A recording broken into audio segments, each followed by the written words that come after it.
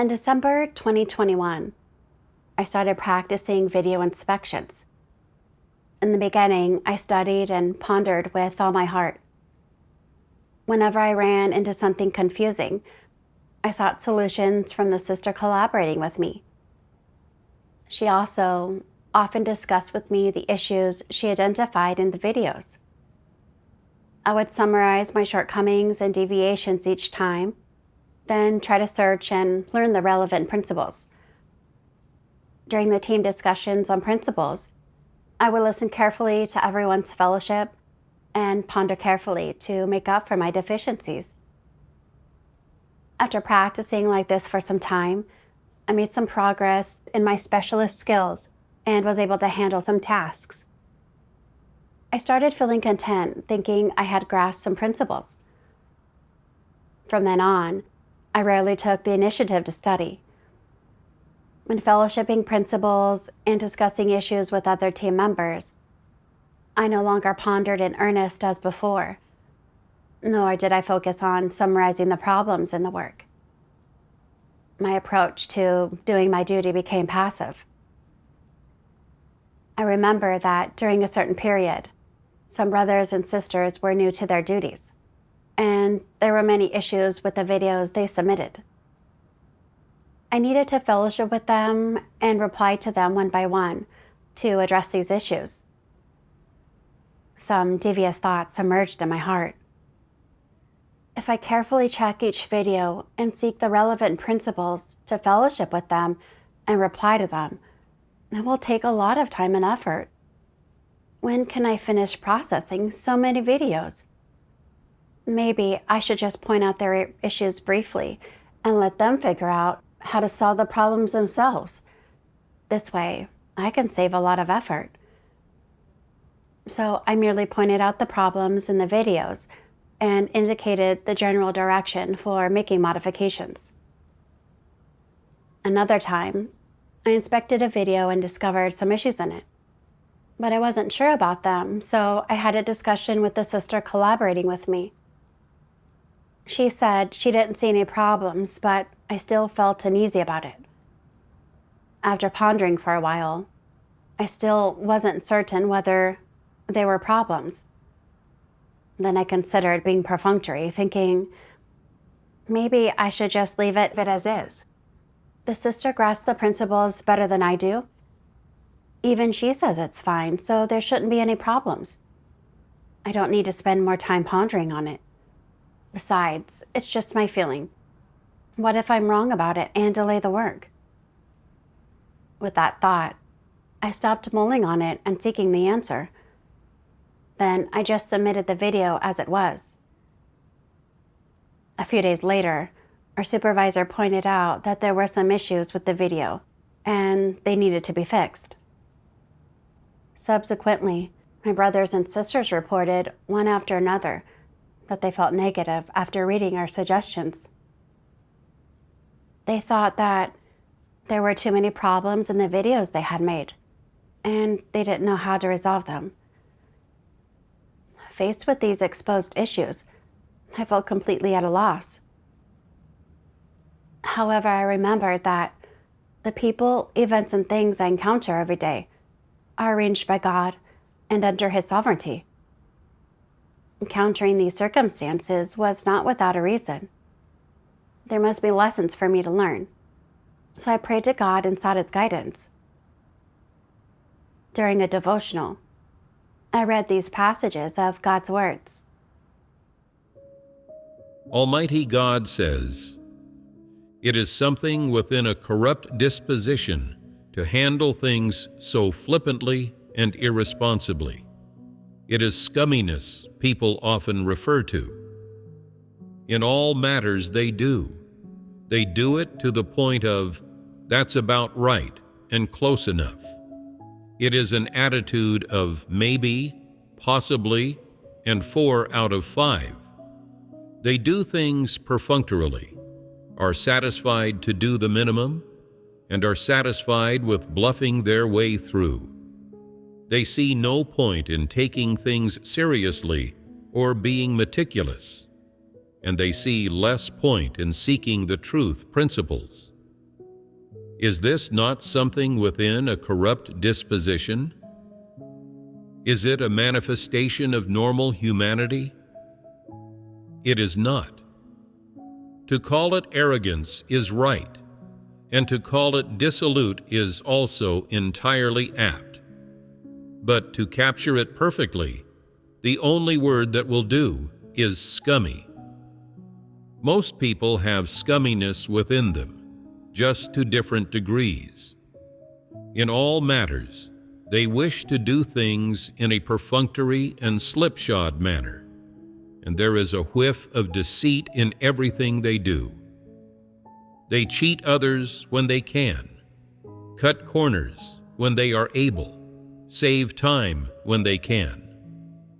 They think to themselves, so long as I avoid being revealed and cause no problems, and am not called to account, then I can muddle through this. I don't have to do a very good job. That's too much trouble. Such people learn nothing to mastery, and they do not apply themselves or suffer and pay a price in their studies. They want only to scratch the surface of a subject and then call themselves proficient at it, believing they have learned all there is to know, and then rely on this to muddle their way through. Is this not an attitude people have toward other people, events, and things? Is it a good attitude? It is not. Simply put, it is to muddle through. Such scumminess exists in all of corrupt mankind. People with scumminess in their humanity take the view and attitude of muddling through on anything they do. Are such people able to do their duty properly? No. Are they able to do things with principle? Even more unlikely. How can one tell the difference between noble and base people? Simply look at their attitude and actions toward duties, and look at how they treat things and behave when issues arise.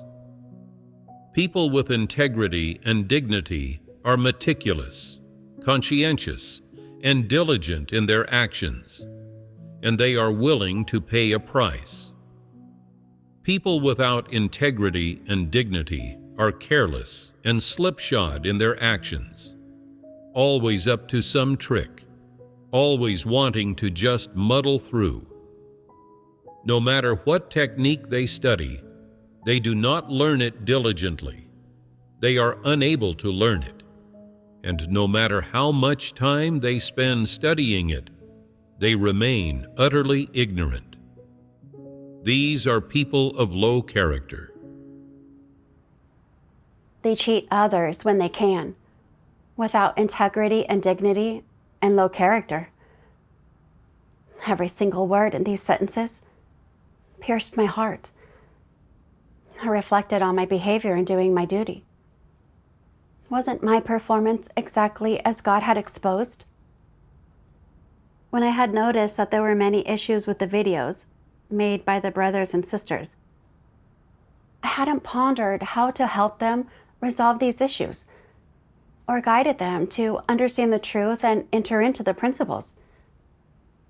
Instead, my primary consideration had been how to save myself some effort. I had thought that if I carefully checked each video and responded in detail, it would be too troublesome and require a lot of thought. So I had just briefly mentioned the problems in the videos, but hadn't fellowshipped with them about the principles or pointed out practical solutions. As a result, the brothers and sisters had felt negative after reading my suggestions. Had I not caused disruption by doing this? When inspecting that other video, I had a sense that there were some issues with it, but I didn't want to ponder on them diligently because I wasn't sure.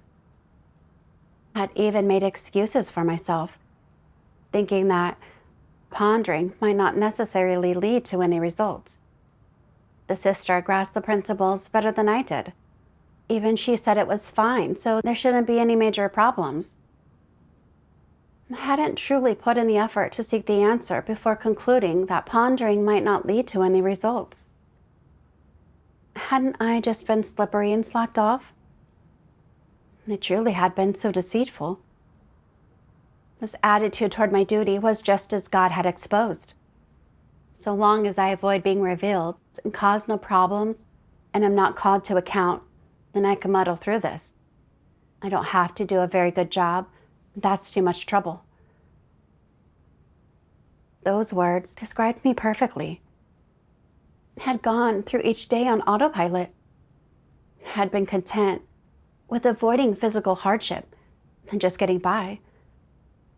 I had never considered the difficulties of my brothers and sisters or whether doing my duty this way was effective. If I could muddle through something, I just muddled through it, showing no loyalty to my duty. With such an attitude, I had been utterly untrustworthy, just as God describes, without integrity and dignity, and people of low character. This was not an exaggeration at all. I felt deeply distressed and remorseful, so I prayed to God. Oh God, my attitude toward my duty is too flippant and completely irresponsible. I don't want to live this lowly life anymore. I'm willing to rebel against my flesh, be diligent and earnest, and pay a price to do my duty well. After praying, I read some words of God and gained a better understanding of His requirements. Almighty God says, "When doing a duty, one must learn to be conscientious, rigorous, meticulous, and responsible, and to do it in a firmly grounded manner. That is, by planting one foot ahead of the other. One must exert all their strength to do that duty well, until they are satisfied with how they have performed it. If one does not understand the truth, they should seek the principles and act according to them and to God's requirements. They should willingly exert more effort to do their duty well, and never do it in a perfunctory manner. Only by practicing this way can one feel peace in their heart, without their conscience reproaching them." God requires us to be firmly grounded in our duties, maintaining a conscientious and responsible attitude in everything we do, seeking the truth principles, and doing our best. I realized I could no longer be perfunctory. I needed to put God's requirements into practice, carefully inspecting each video and providing detailed, principle-based guidance on the issues. Although this would require a bit more physical suffering and thinking, if it led to better results in my duty, then it was worth it. Thereafter, as I continued to inspect and respond to my brothers' and sisters' issues, I pondered how to express myself to achieve the best results. By implementing this approach, I didn't feel very tired, and I was able to enter more deeply into the principles. However, due to my severely corrupt disposition and excessive desire for physical comfort, I still felt tempted to take the easy way out and be perfunctory when faced with complex problems. Once, while inspecting a video, I noticed some contained issues that were challenging to address. I thought, if I make suggestions, I need to study and research first to find a breakthrough. That will be troublesome. Just thinking about it gives me a headache. If I spend all that time on it and still can't figure it out, wouldn't it be a waste of effort? Forget it. I'll focus on other videos for now and deal with these later when I have time. After some time, our leaders noticed a decline in the effectiveness of our video work. and rechecked the videos submitted by the brothers and sisters over the past 3 months. They found that quite a few videos had been left unaddressed, and that we didn't handle them promptly or provide guidance for the brothers and sisters to modify them according to the principles, causing significant delays to the video work. Seeing this result, I was dumbfounded.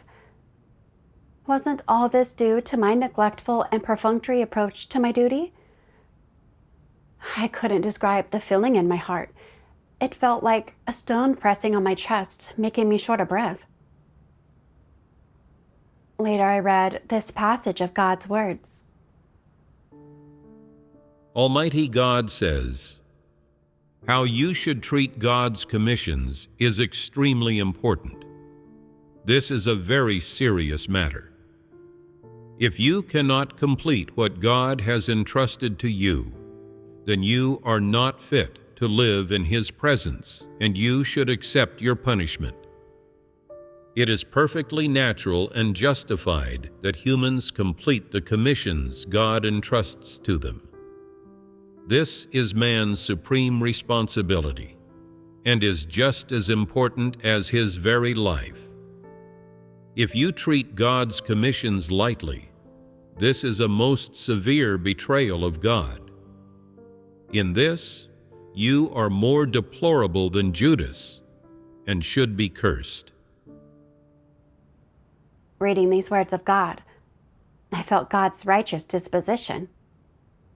If I approached my duty with a casual attitude, always being perfunctory and slippery and slacking off, it indicated a serious betrayal of God, and I would be unworthy of being in God's presence and deserving of curse and punishment. I was frightened, feeling that I was in a dangerous position. Thinking about the church's arrangement for me to inspect videos, the hope was that I would put all my heart and strength into the work and do it well. But I had been slippery in my duties and looking for ways to slack off. When encountering issues that I did not understand or could not see through, I failed to ponder them diligently. Rather, when faced with issues that required significant effort and thinking, I chose to save myself the trouble and set the videos aside, failing to promptly do research and study, or seek relevant principles to guide other team members. I had not fulfilled my responsibilities. What I had done entirely hindered the video work. Thinking back to when I first took on this duty, I resolved before God to cherish the opportunity of doing this duty and be loyal to repay God's love. But now, if I could just get by, I did so without any sense of responsibility. Wasn't this blatant deceit toward God? I had truly let God down and was not trustworthy. Thinking about this made me feel regretful and self-reproachful and even more indebted to God. I cried as I prayed to God, "Oh God, my actions have only obstructed and disrupted the work. I'm willing to repent and correct my attitude toward my duty. Please guide me." Later, I began to ponder.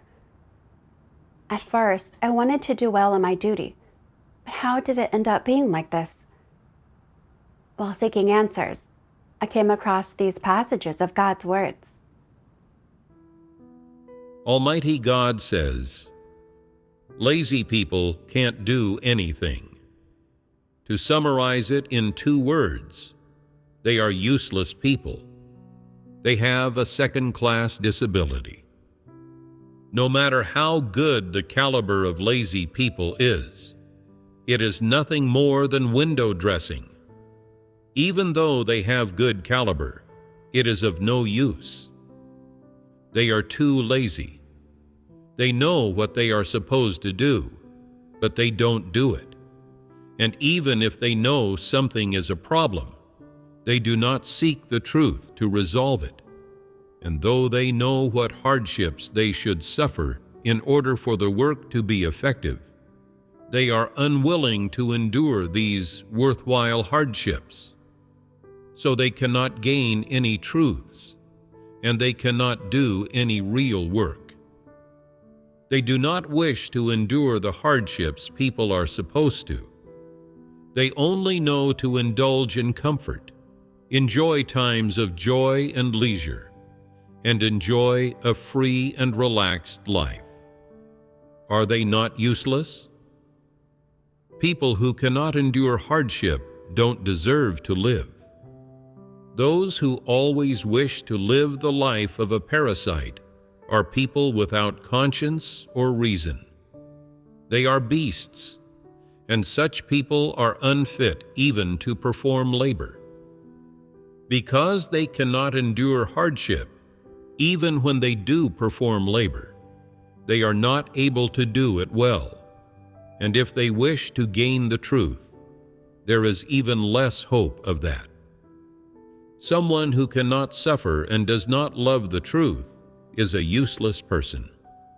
They are unqualified even to perform labor. They are a beast without a shred of humanity. Such people must be eliminated. Only this accords with God's intentions. Are you content to live under the influence of Satan with peace and joy and a little fleshly comfort? Are you not the lowliest of all people? None are more foolish than those who have beheld salvation but do not pursue gaining it. These are people who indulge in the flesh and enjoy Satan. You hope that your faith in God will not entail any difficulties or tribulations, or the slightest suffering. You always pursue those things that are worthless, and you attach no value to life, instead putting your own extravagant thoughts before the truth. You are so worthless. You live like a pig. What difference is there between you and pigs and dogs? Are those who do not pursue the truth and instead love the flesh not all beasts? Are those dead ones without spirits not all walking corpses? How many words have been spoken among you? Has only a little work been done among you? How much have I provided among you? So why have you not gained it? What do you have to complain of? Is it not the case that you have gained nothing because you are too in love with the flesh? And is it not because your thoughts are too extravagant? Is it not because you are too stupid? If you are incapable of gaining these blessings, can you blame God for not saving you? I give you the true way without asking for anything in return, yet you do not pursue. Are you one of those who believe in God? I bestow real human life upon you, yet you do not pursue. Are you no different from a pig or a dog? Pigs do not pursue the life of man. They do not pursue being cleansed, and they do not understand what life is. Each day, after eating their fill, they simply sleep. I have bestowed the true way on you, yet you have not gained it. You are empty-handed. Are you willing to continue in this life, the life of a pig? What is the significance of such people being alive? Your life is contemptible and ignoble. You live amid filth and licentiousness, and you do not pursue any goals. Is your life not the most ignoble of all? Do you have the gall to face God? If you continue to experience in this way, will you not acquire nothing? The true way has been given to you, but whether or not you can ultimately gain it depends on your own personal pursuit. In the past, I never associated myself with terms like trash or parasite, let alone imagine that in God's eyes, my behavior could be akin to that of a walking corpse, making no distinction between me and pigs and dogs. This realization was heart-wrenching and sad. But what God's words exposed was exactly my behavior. I had been treating the enjoyment of physical comfort as my goal, always seeking to live an easy and leisurely life. And faced with difficulties in my duty that required me to make efforts and pay a price, I resorted to cunning and slothfulness.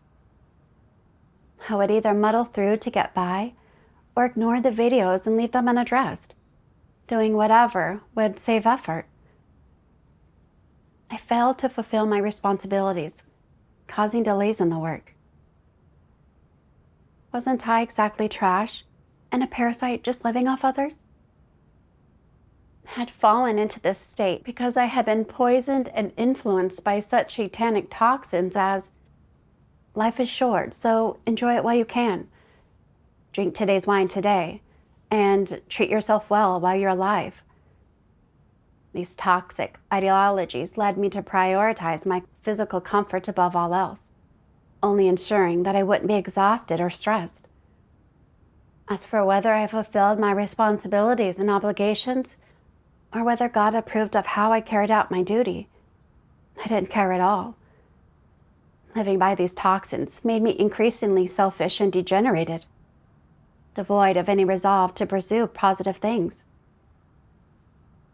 Although this approach made life easier for me, it resulted in no growth or gain. Rather, it hindered the work, resulting in transgression.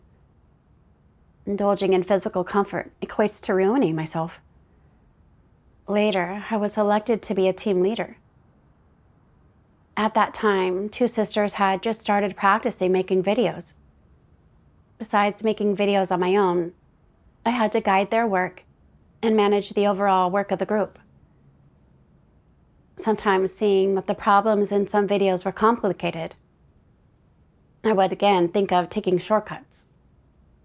I thought, if I seek the principles for each problem and ponder, it would take a lot of thinking. When can I ever finish all these tasks at hand? Just thinking about it makes me feel exhausted. It's too much trouble. Maybe I shouldn't be so meticulous. As long as it looks acceptable, that should be enough. I realized that I was once again seeking physical comfort. Recalling Noah's attitude toward his duty, I looked up related words of God. Almighty God says, "From when God entrusted the construction of the ark to Noah, at no point did Noah think to himself, 'When is God going to destroy the world? When is He going to give me the signal that He will do so?' Rather than pondering such matters, Noah earnestly took each thing that God had told him to heart, and then carried each one out. After accepting what was entrusted to him by God, Noah set about carrying out and executing the construction of the ark spoken of by God as the most important thing in his life, without the slightest hint of neglectfulness.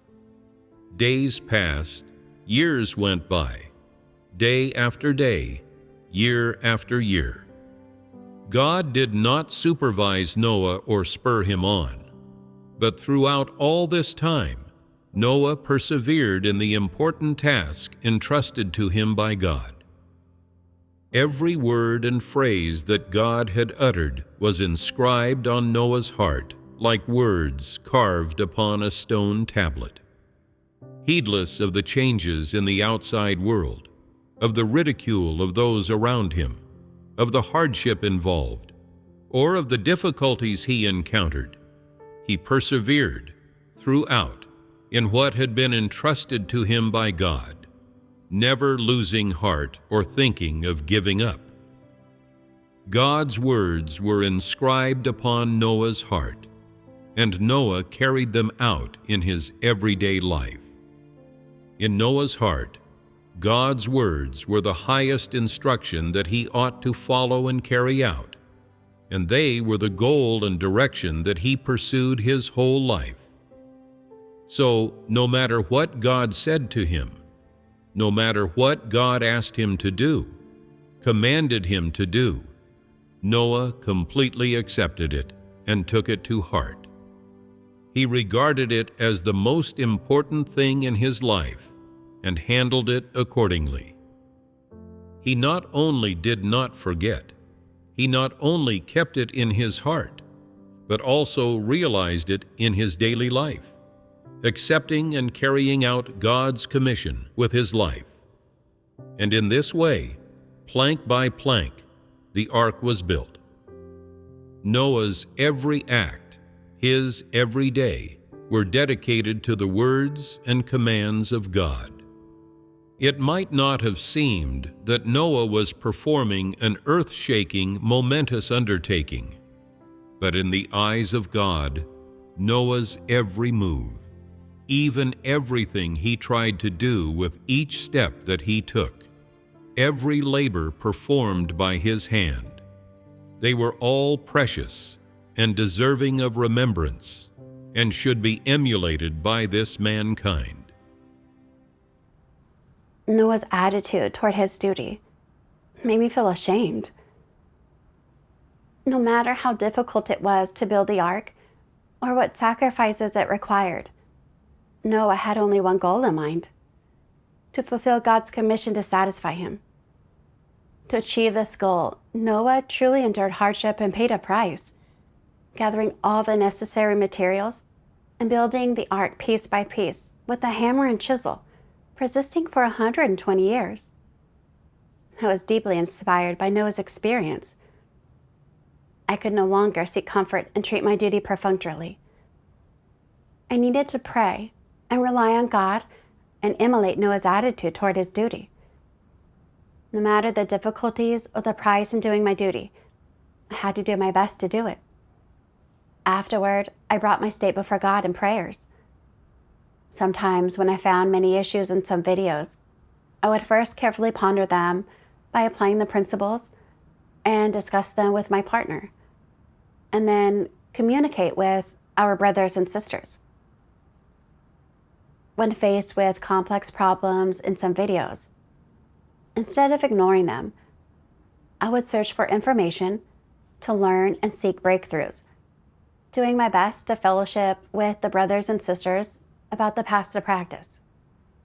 In managing the overall work, I also tried my best to accommodate all aspects, communicating with my partner to address any deviations or problems we encountered in the work. After a period of performing the work in this manner, both the sister and I made some progress. Previously, I had only a superficial understanding of some principles. But through fellowship with my brothers and sisters, I gained deeper insights into these problems, which helped me improve my specialist skills. I also felt a greater sense of burden in my duty than before. Only then did I realize that through the process of doing our duties, God enlightens and guides us to understand the truth principles bit by bit, giving us burdens and opportunities for practice. Although our flesh may suffer a bit, ultimately, we are the ones who benefit from it. Thank God.